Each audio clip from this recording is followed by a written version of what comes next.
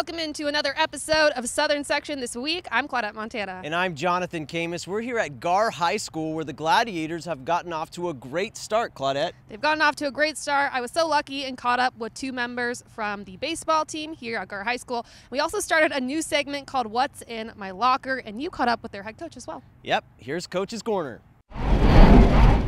Jonathan Camis here at Gar High School. This is Coach's Corner. We're here with Gerardo Perez of the Gladiators. You guys are off to a great start, especially considering the tough competition you have booked this year, Coach. I mean, you guys have wins over Ukaipa and Etiwanda so far this season. What's been that key to early success? I think we've gotten off to a really good start, and anytime you have success, it's a result of the pitching. Our pitchers have done a tremendous job for the first, 5 games of the season. They're jumping ahead. They're doing a real good job. They're highly competitive. Anytime you talk about pitching for us, Jay Alba and Noah Andrunas, both commits to ASU and UCR respectively, have really done a good job for us in keeping the other teams at bay. We had 2 shutouts in the opening PBR tournament, and anytime you get 2 shutouts, you got a chance to win. You guys also have a tie. There are no ties in baseball. What's going on, Gerardo? Played Jay Serra, huh? Was that a darkness thing? Actually, it was Orange Lutheran. It was Orange Lutheran, another Trinity League team, yep. And they called it Sprinkler Gate because we played the game. We played the game under incredible conditions. It felt like 30, 40 mile an hour winds, rain, crazy. And then after 4 hours of play, the automated sprinkler system came on in the outfield, and due to CIF rules, we had to end in co-champs.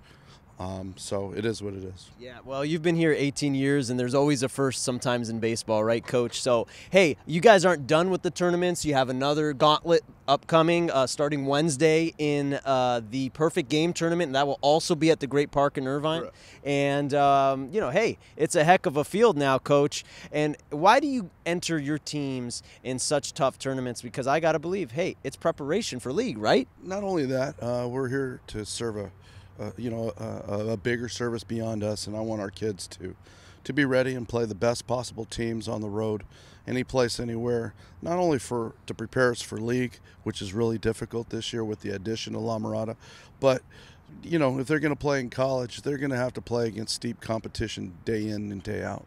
So for us, it's preparing the guys for beyond high school as well.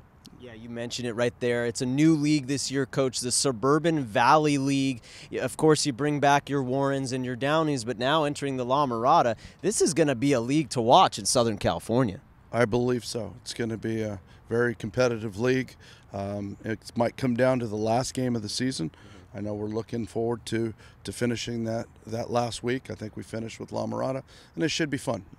Coach, you've been here for 18 seasons. We've seen some coaches come and go from different high schools. They last a couple years, if that. You've been here 18 years. What does that say about Gar High School and the relationship you've cultivated here?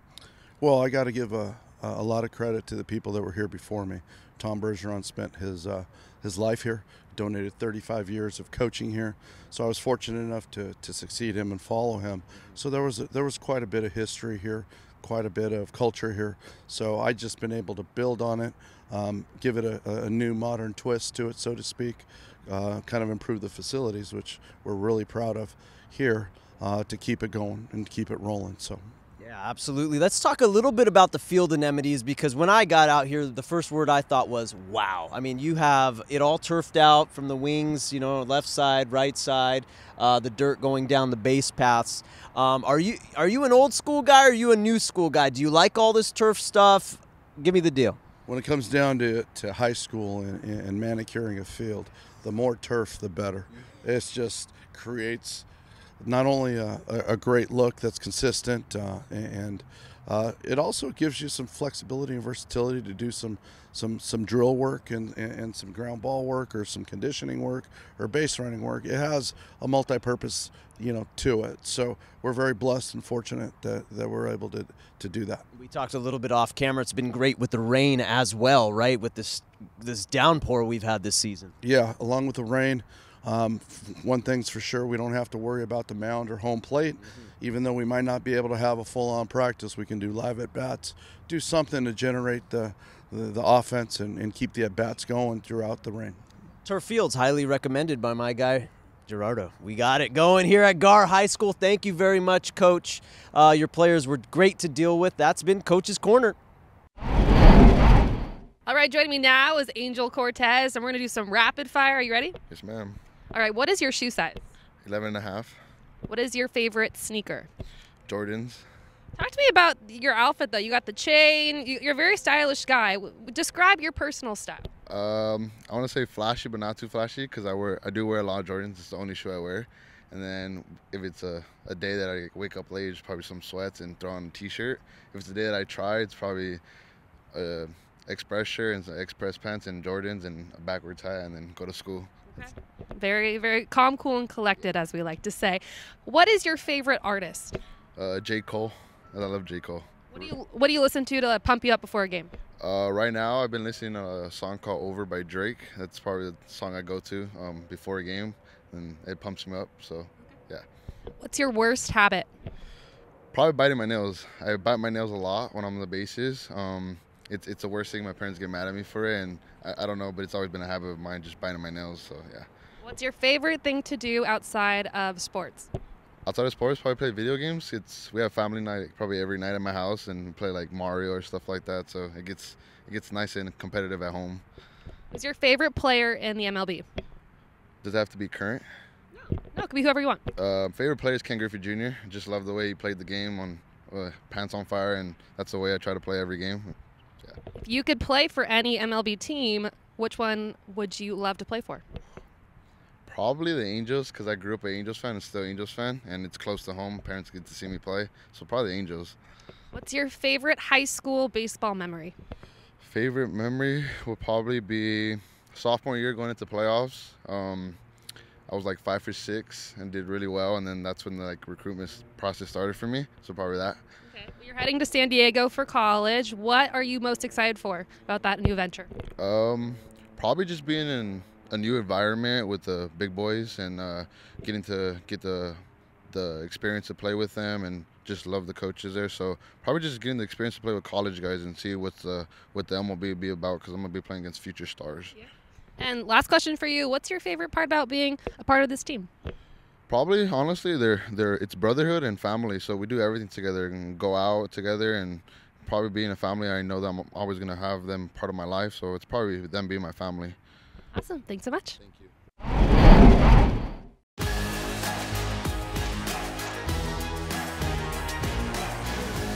High school sports are one of the things that make living in California so great.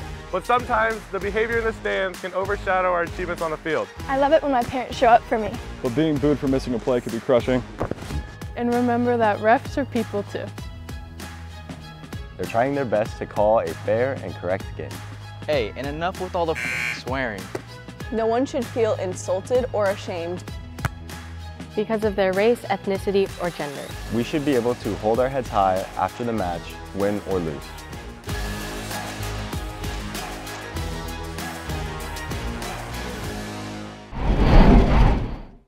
All right, Jonathan Camis here with Tarek Fatal of the Southern California News Group. Tarek's been all over the high school basketball scene over the last several years in Southern California. Pleasure to have you on, Tarek.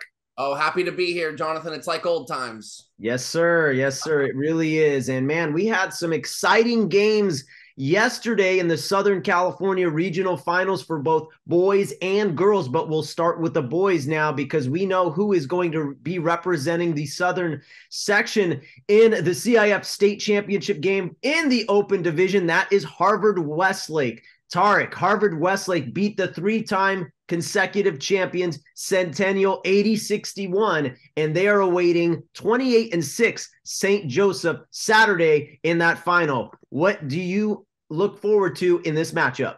I think Harvard Westlake's story is so great because in such a heavy transfer era nowadays, they're a team that's literally got one. Brady Dunlap came from Hart High School when he was a sophomore. He was a freshman. He came into Harvard Westlake as a sophomore, and they're just homegrown, well-coached well-oiled machine. Coach David Rubebo does a great job. Brady Dunlap, Trent Perry, Jacob Huggins, Nick Kamenia. The list goes on of how talented this team is.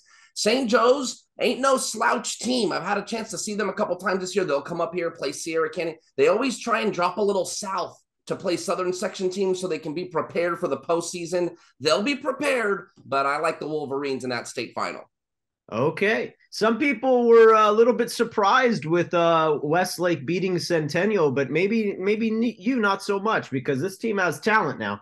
I would, not as much a surprise, sure, like, oh, wow, but not like a shock, like, whoa, we'll get to this in a little bit later. Wanda knocking off Juju Watkins and Sierra Canyon, much more of a shock. This Harvard Westlake team, I would almost argue they were so dead set on playing Corona Centennial in the section playoffs, they forgot about St. John Bosco, and they got a little caught up in that. And I think so many people have pegged these two teams to play each other. They finally got the match they wanted, and they were ready for it. And listen, Josh Giles does an outstanding job at Corona Centennial. It's kind of the end of a dynasty. They all end at some point. And I'll tell you right now, if there's any guy he would want to lose to, I'd be willing to bet he liked that he had to shake David Rubebo's hand after that loss. It's a well-respected relationship there.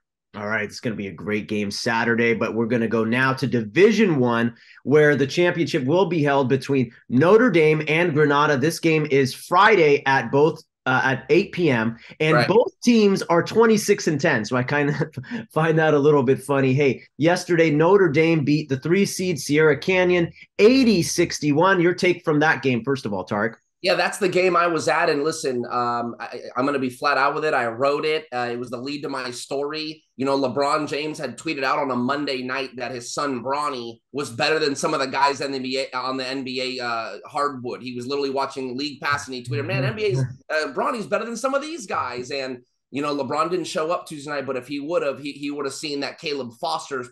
If you're going to tweet about that about Bronny, you probably need to tweet that about Caleb Foster. He had 28 points and absolutely outshined everybody on that floor. He could not be guarded. Notre Dame, Dusty Stromer, Gonzaga, Mercy Miller, Houston, and Caleb Foster's going to Duke. I just don't see anyone from the North beating that team. Last night's win over Sierra Canyon, the 4th this season. Bronny James held the 10 points. Oh, well, hey, proof is in the pudding, but not Harvard, Westlake, but Notre Dame, they're traveling up north. Do we know when the last time they won state? Because Granada is not going to take it easy on them, Tarek. I don't think, I was talking to a long-time assistant coach that's familiar with Notre Dame High School. He said that's the first time the school's ever been in a SoCal regional final. Okay. So my guess is this is their first CIF state appearance ever. They've won some Southern Section titles and things of that nature in lower divisions in the past, but I'm pretty sure this will be Notre Dame's first ever CIF state basketball appearance. All right, breaking ground. And you alluded to this earlier about a shocker, okay? And we're going to transition now to the girls' open division because yesterday, Sierra Canyon went down. Undefeated, nationally ranked number 1 Sierra Canyon went down to Etiwanda. I mean, you talk about a shocker. How did this happen? Stand to loose. Let them loose. Stand to loose is the head coach at Etiwanda and good energy, charisma guy. And I just think he knew if we could keep Juju Watkins off the foul line, we'll have a chance to win. And I think that's what happened. Juju Watkins only held to 16 points. This is a young lady that's averaging 28 points and 14 rebounds a game. So, I mean, you're talking a relatively half her average, and they win by 1 point. Etiwanda, this has been one of those every year. Etiwanda, Sierra Canyon, Etiwanda, Sierra Canyon. They're either in the Southern Section final or the regional final.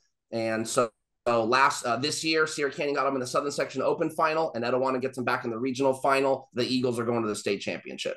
Shout out to Etiwanda's Kennedy Smith, who led all scorers with 21 points as well. It's going to be a great weekend of games up in Sacramento. Tarek, you're going. Are we flying or driving? I'm flying. I'll be on a Southwest flight Thursday morning. I get in like Thursday afternoon. I prep, and I'm at the Golden One Center Saturday morning. The first game's at 10, last game's at 8, and then we do it all over again on Saturday. Really looking forward to it. I go every year. The CIF state office always takes care of me. I get to sit courtside, get some good video, talk to the coaches. It's a great time and a great way to end the basketball season. Yes, everyone follow Tarek Fatal on Twitter. He's a great follow. Just like he says, he takes photos, videos, somehow finds a way to tweet out all the stats and scores. Tarek is the man. And check out the Southern California News Group properties to read all of his stuff. Thank you, Tarek. And that's been Ask the Expert. Thank you so much for having me. All right, joining me now is our student athlete of the week, Kyle Panganiban. Thank you so much for joining me. You've been on this baseball team for 4 seasons now. Just describe what the experience has been like for you these past 4 years. It's been amazing. You know, Coach Perez does a really great job of preparing you for the next level and, you know, pushing you hard and trying to keep you at your best. Yeah. What's your favorite part about being a part of this team? Is it your coach, the players? Everything, you know, the culture and tradition that we have at GAR is outmatched than any other program, and you know the chemistry this year is outmatched again, and yeah. What were the goals that you set for yourself at the beginning of this season? For sure to have a winning record this year and win league, and then hopefully have a deep run in playoffs. Yeah. Where do you feel like you've taken a step forward in your game just from last year to this year?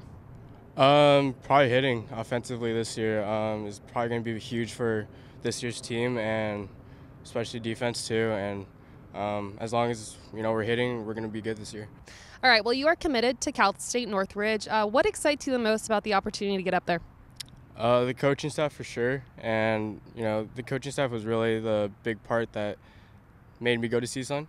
The opportunity to play too. Hopefully, my freshman year is also huge for me and my family, and it's pretty local, so my parents could go to the games and stuff, so that's pretty cool. How big was that factor in making your decision to go there, just being the fact that your family can drive up there and watch you and still stay close?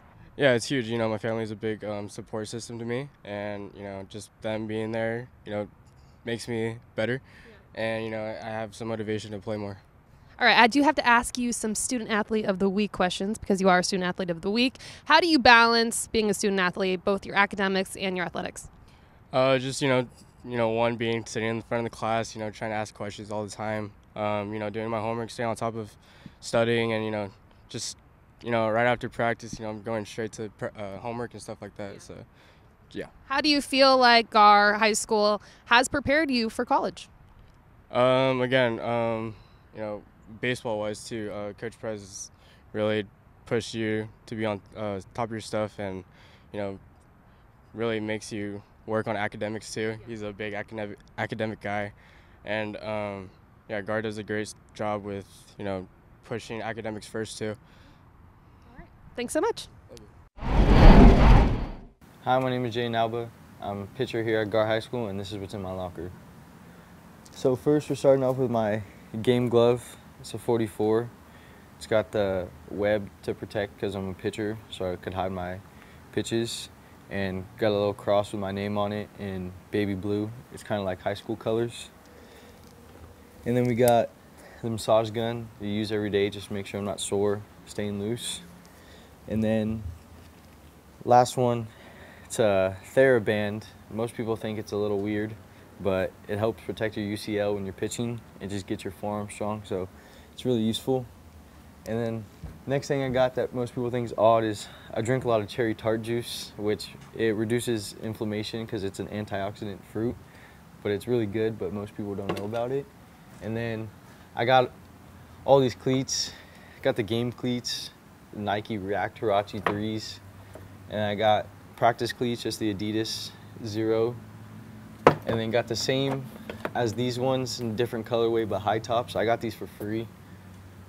And then I got my turfs that I use every day that are kind of worn out. And yeah, I mean, I'm almost tied for the most cleats on the team other than another person, but yeah, I'm Alba, and this was in my locker. In life, things aren't scripted.